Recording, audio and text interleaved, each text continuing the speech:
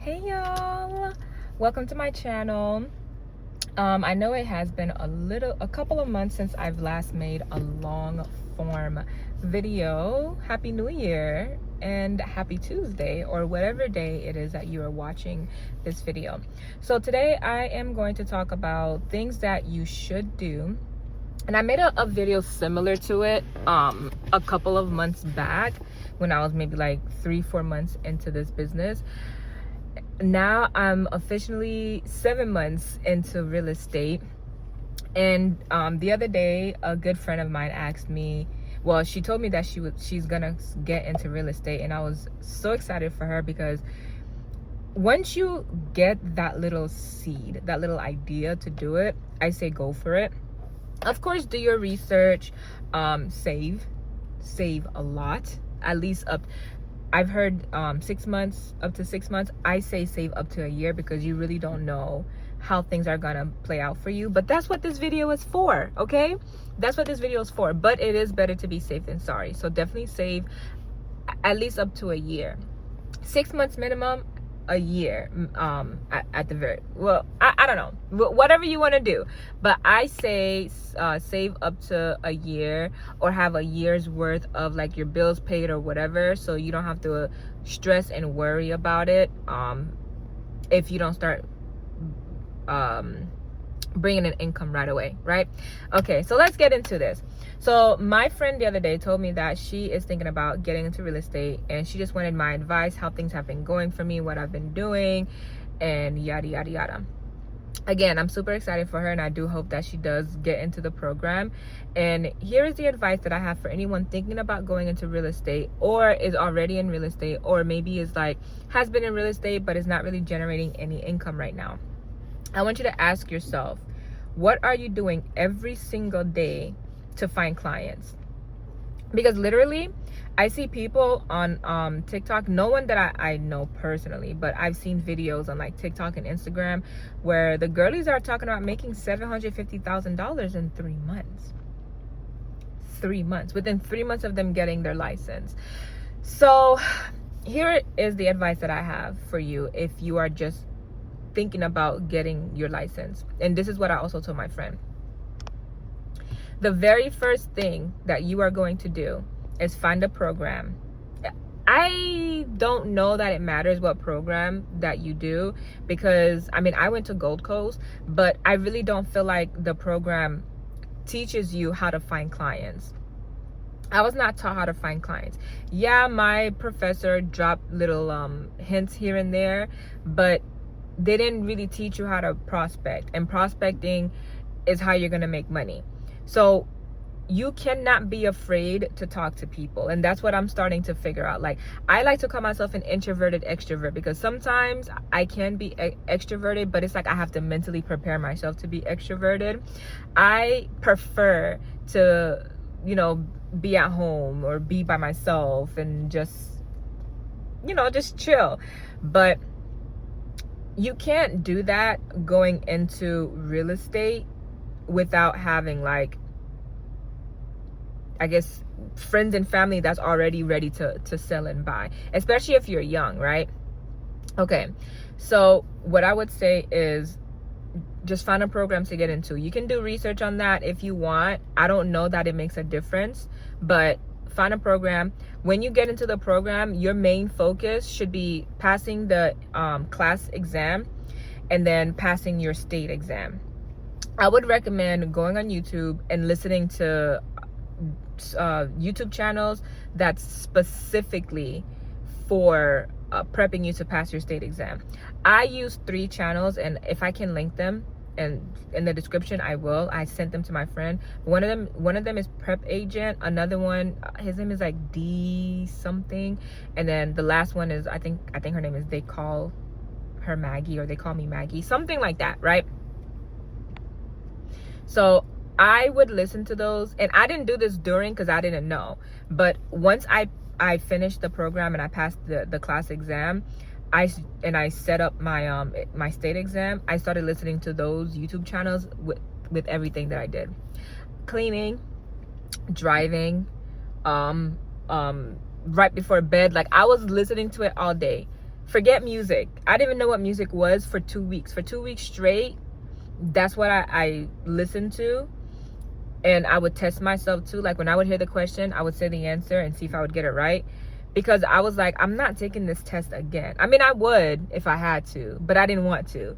So I wanted to pass it ASAP so I could start right away. That's kind of my thing. Once I start, I like to just go. So yeah, that's what I did, and that's what I would recommend you do. Listen to YouTube channels that's specifically for prepping new agents to pass their state exam. Okay? Now, once you pass your state exam and you have your license, well, you don't have to have the physical license, but once you pass the state exam, or even before you pass the state exam, I did it after I passed, but even before, start looking for brokerages, start interviewing brokerages. They're not gonna care that you didn't get your license yet, as long as you finish the program, right? Or even if you're in the program, I don't think they're gonna care. Like, hey, you just call them up like, I'm in the real estate program and I'm just trying to figure out which brokerage that I want to hang my license at once I pass the exam. So you go in, you talk to, a handful. I interviewed 5 and I made a video about that. I interviewed 5 brokerages before I made my decision. And they are going to understand, So you go, you talk to a couple of them, and then you choose the one where there is a mentor. You have a 24/7 basically mentor who's going to guide you through the process of selling homes. Okay, a little disclaimer I'm gonna put here. Why is the time not changing? Anyway, that was weird. It went from 9:13 to 9:15 to 9:17. Like, my time is literally just jumping. I don't know why it's doing that, but anyways, oh my god, I lost my train of thought. Wait, hold on, give me a minute. It's gonna come back. You go, you speak to brokerages, you choose a brokerage that has a mentor, that has training. And then okay, so once your license is hanging at a brokerage, day 1, I didn't do this day 1 and I wish I did. Day 1, you need to go out and start knocking on doors and introducing yourself. Well, maybe you should wait until you get your business card. Nah, start knocking on doors and introducing yourself to either your neighbors or wherever. Okay, I didn't do it in my neighborhood just because I didn't really care to do it in my neighborhood, but I do it in the neighborhood that my girls go to school, and then I also farm. And I just started door knocking like maybe 2 or 3 weeks ago, and it's not as bad as I thought it was going to be. I prefer door knocking because I like one-on-one, like face-to-face interactions and conversations. But so I know some people don't like that, or some people don't feel like it's safe.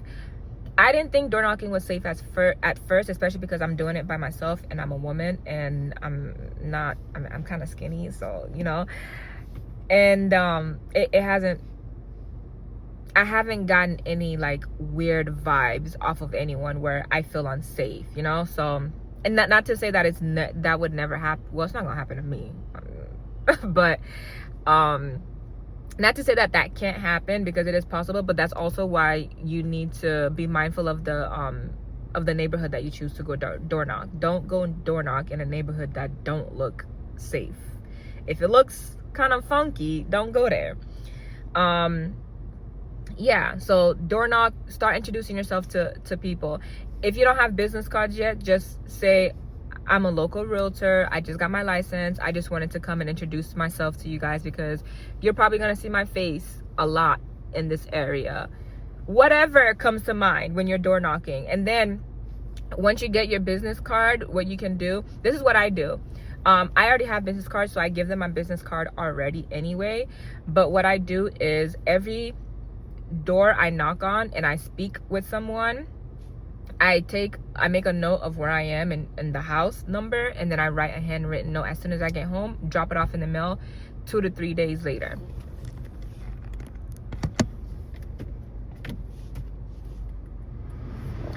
I drop it in the mail 2 to 3 days later. So now they also have a handwritten note from me. So what I would recommend, if you are just starting off and you don't have any business cards yet, and you should go door knocking, introduce yourself, tell them that you're a local realtor. As soon as you get your business cards, or even before, honestly, what you can do if you don't have your business cards yet is write them a handwritten note, write your phone number. Just it doesn't have to be nothing extravagant. Just say, it was really nice chatting with you the other day. Thank you for taking a moment to talk with me.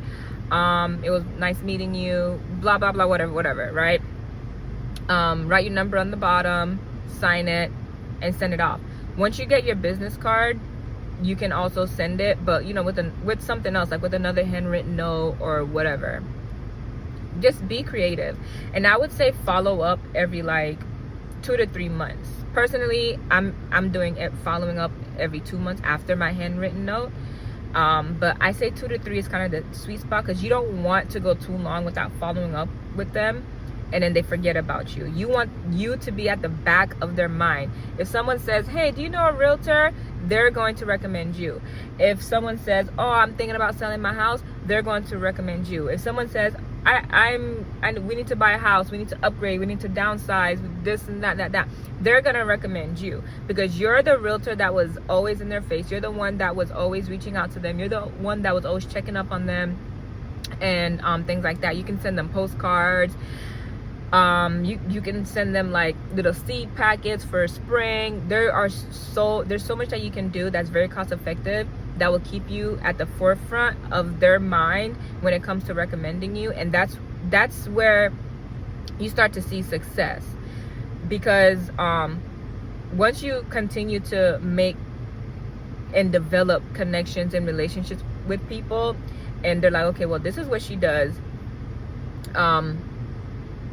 if anybody were to ask, I'm going to recommend them. Just like if you know a good electrician or a good plumber or a good general contractor, and someone's looking for one, okay, I'm gonna recommend this person because this person, I know them personally, I know that they do this, and I know they're gonna take care of my people. That's the same thing. Realtors are service-based professionals. So we're providing services to people, and that's another thing that you also have to keep in mind, is that we are service-based. So be professional, be kind, be respectful, be confidential, because all of these things is also what's going to get you repeating clients and future clients from the clients that you've already helped. If you're going to be and communicative, that's the number one thing. If you're going to be non-communicative, rude, disrespectful, you act like you don't even care about what's going on in them, you just care about the check, I guarantee you're not getting a client. You're not getting referred from them. They might even cancel a contract. Me and my mom, well, I'm not gonna say me, because it's really my mom. It's just that I've been dealing with this realtor too, but my mom is dealing with something like this right now, where she has a realtor who's not very communicative. He's not rude or disrespectful, but it's just that she doesn't hear from him. She doesn't hear from him damn near ever. She constantly has to reach out to him asking for updates. If you are going into this business, you have to know that you have to provide updates to your clients. And I know that can feel overwhelming when you have a lot of clients. Let's say you have 3, 4, 5 clients per month. It can feel overwhelming. But if you that's another thing, is get yourself a journal, or maybe a planner journal. I use this because I have lots of journals just laying around in my house, but I use this to plan my day, hour by hour by hour by hour. Every hour is accounted for. You have to budget your time like you budget your money. I know I'm kind of hopping, but you have to budget your time like you budget your money, Because if you don't budget your time, the day is gonna fly by. You're gonna be like, what did I do today? Every single day. One thing that I will say that my professor told me during the real estate classes that I was taking for the program is that he said if realtors were to spend 4 hours per day working on growing their business, in 6 months to a year, they won't have to work those 4 hours ever again. And I do believe that that's true, because imagine you go out every single day and you have 5 conversations every single day. Or let's say you just do it Monday through Friday, because the weekend you're gonna take off, because we have to have that balance. I'm not there yet. I can't tell you that I have that balance, because I do something real estate related every single day. Once I'm where I want to be when it comes to like consistency, then I will. But right now I'm just on go. But let's say you have 5 conversations Monday through Friday, right? That's 25 conversations per week. I mean, no, per month. No, per week. I don't know what's going on with my math. That's 25 conversations per week. At the end of the month, that's 100 conversations, right? Now, you do that for 6 months, that's 600 conversations. You're gonna get at least one, at the very least, one client. And if you follow up with them every so often, that is just gonna hit the snowball effect. It's just gonna hit the snowball effect. So, but the thing is, I feel like you do have to continue to do that, because if you stop, and if you stop for a long time, let's say like 2-3 years, you don't do that no more, I don't know if like how that's gonna look. I'm not there yet, so I can't tell y'all. And honestly, I don't ever plan on getting to a point where I have nothing, no contracts even pending. I need to just be on go. At least once a month, there needs to be at least one contract, you know? So door knocking will probably be something that I always do. And then like also not only door knocking, but also like going out, going to places, networking. I've done that a couple times. Again, I'm more extroverted. I prefer door knocking because it's one-on-one. When I'm out in like huge social settings like that, it does give me a little bit of anxiety. But yeah, that's another option. You can go out and network with people. What I have found though, because I have gone to a couple of networking events, and what I have found is that there are going to be other realtors there. No, they're not you, and everybody has their own, you know, luck and charisma. But still, it's like I don't want to be in a room filled with 5 other realtors, especially if they're like super experienced and stuff. That's just my preference. I don't want to do it. I'd rather go face to face and meet somebody, a random stranger. Even if I see someone walking on the street, I'll go up, I'll introduce myself, I'll tell them, you know, especially if they have a dog, because I have a dog too, so I'll have that be like the common ground. And I'll just be like, oh, you know, I'm a realtor, so I really just wanted to come up and introduce myself, and I wanted to know if you know anybody, if you or anyone you know is looking to sell or buy within the next few months. And usually they'll tell me no, whatever, and I'm like, okay, well, here's my card. If anything comes up, or if you have any real estate related questions, I'm more than happy to help, blah, blah, blah, blah. Those people I can't send a handwritten note to, because I don't know where they live, but at least I give them my card, and at least I had that conversation. Even if they throw my card away, I don't think everybody will, but even if one person does or whatever, it doesn't matter, because I did the hard thing. I had the conversation with the stranger, okay, and I gave them my card. And who knows, maybe they are thinking about selling, or they are thinking about buying, or maybe they're not thinking about it right now, but since I brought it up to them, they might start thinking about it. Those are the type of things that you have to think about. Like, you might get a no today, and then that same person will turn around and say yes to you tomorrow, okay? So another thing that I would say is open houses are nice to do, not because of the foot traffic you get in for the open house, but because that gives you an excuse to go knock on people's doors and invite them to your open house. So once you have an open house scheduled and set to do, what I recommend doing, like a couple days before your open house.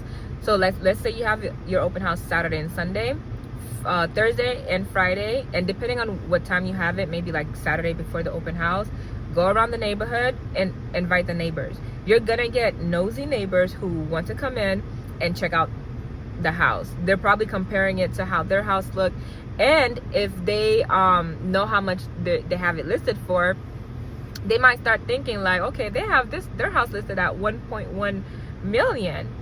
I could probably have my house listed at this much, especially if they bought it like way back in the day. Literally, this is gonna be a little off topic, but literally I was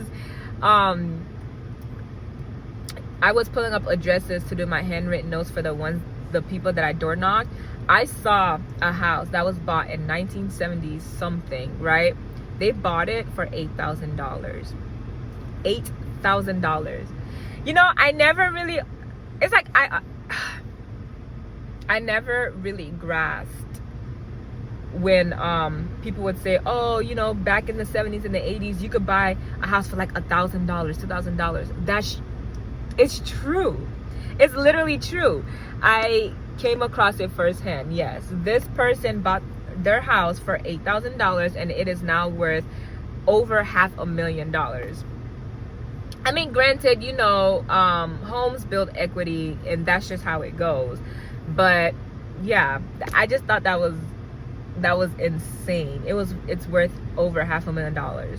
So if they were to sell it today, they would, like, what percentage of what ROI is that? That's so high. But anyways, yes, door knock, go invite the neighbors. Even if they don't come, it don't matter, because you know why? Because you gave them the MLS sheet that shows how many bedrooms and bathrooms that house has and what it's going for. So if they're in the neighborhood, they more than likely have a similar setup or layout. So if they ever thought about selling, or maybe like money is tight or whatever, guess what they're gonna do? Now they're gonna start thinking about selling. And guess what? Not only did you give them that MLS sheet, but you also gave them your card. So now they have your card. So if they want to, or if they're thinking about it, they're gonna reach out to you. So that's another thing. Door knock, open houses, and of course you can cold call too. I know some people love cold calling. Personally, I'm gonna say I'm gonna be honest, because I want to say, okay, hold on, because I don't want to lie to y'all. Okay, yes, cold calling is cool. I know some people who love cold calling. Okay, they prefer it over door knocking, but for me, cold calling takes a little bit more work than door knocking does. I will have 5 conversations within 30 minutes of door knocking compared to cold calling, because my goal is not how many calls I make or how many doors I knock on. My goal is X amount of conversations per day. Some days I make it 5, some days I make it 6. It really depends on how I feel, straight up. But eventually I'll bring it up to 10 conversations per day, but we got to work our way there. I'm not there yet. Introvert, okay? I'm not there yet. But right now I'm doing 5 to 6 conversations per day. It really just depends, because sometimes I'll see people just walking on the sidewalk while I'm door knocking. I'll just go up to them and I'll talk to them. But yeah, so I could knock on 100 doors. I'm not stopping until I talk to 5 people at the very least. But with calling, less people answer. I mean, I'm guilty of it. When someone calls me and I don't know who it is, I'm not answering the phone. They can either leave me a voicemail or text, and then once I listen to the voicemail or I read the text message, that'll determine whether I call them back or not. But if you're calling my phone and your number's not saved, you're not gonna get an answer from me.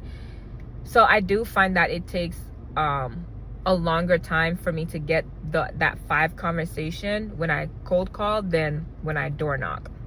So that's another reason why I prefer door knocking, because I have the conversations a lot quicker.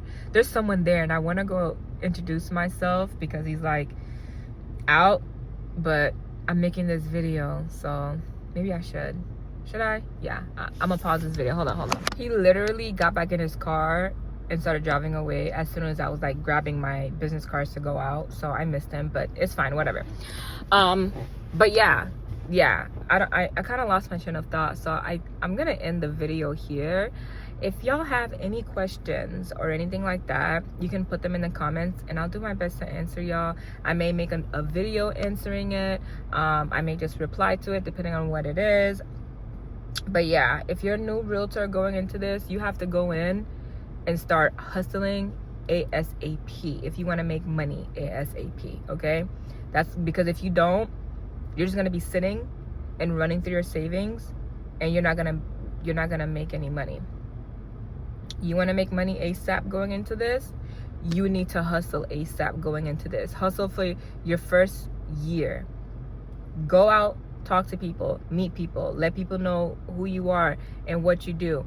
And also I want to mention that I did say networking, right? But networking doesn't always have to be a networking event. You can network by meeting people online. Like I joined a melanin women's group where we just do stuff together, we hang and stuff. And that's another thing that I like about real estate is because before, when I was working like a regular 9 to 5, and mind you, I have daughters, I would just go to work. Hold on, let me tell you exactly how my day would play out, right? School drop off, work, school pickup, home, dinner, bed. That's it. And I was always way too tired to do anything else, to make new friends, to go out, because if I'm going out, I would like to go out with my girls because they're in school, I'm at work, and then by the time we get home, eat dinner, it's already time for us to go to bed. So it's like we never really got the time to enjoy each other and spend time with each other. Now I have a lot more time to do that, and I'm very grateful for it.